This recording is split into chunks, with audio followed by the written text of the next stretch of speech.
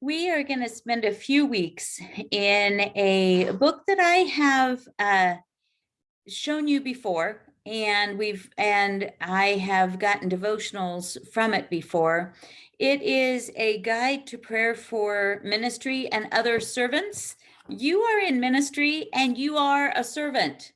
So it's from this book, and there are different people that are involved in the book and contribute different things. So today, you see that up in the corner, it says church name and other information goes here, which is a great Zoom background. It's awesome. But I think that for today and the next several weeks, the church name is the Universal Church of Jesus Christ, the church that we all attend, the church that when you believe in Jesus Christ as Lord of Savior, you are part of the universal church.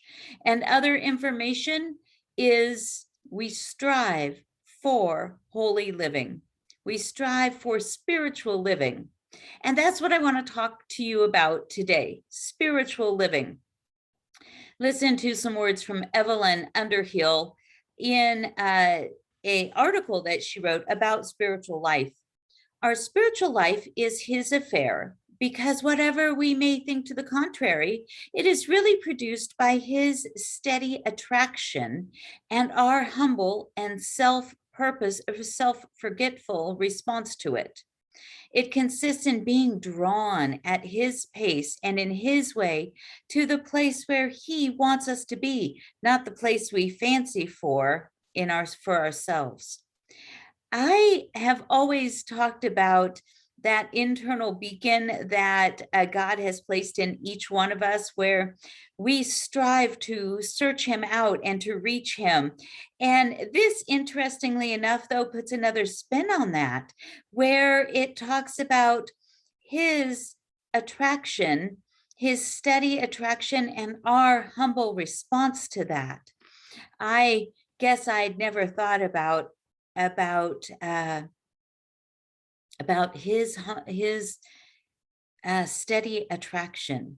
And yet that's exactly what the internal beacon is all about. We are attracted to him.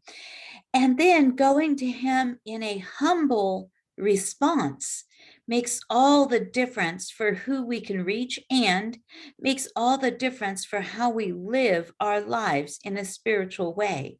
Listen again to another small piece from the same article, Spiritual Life by Evelyn Underhill. For a spiritual life is simply a life in which all that we do comes from the center, where we are anchored in God. A life soaked through and through by a sense of his reality and claim, as self-given to the great movement of his will. Wow, are we moved to do what his will is and take it from the center of our core? She goes on to say, most of our conflicts and difficulties come from trying to deal with the spiritual and practical aspects of our life separately, instead of realizing them as parts of one whole.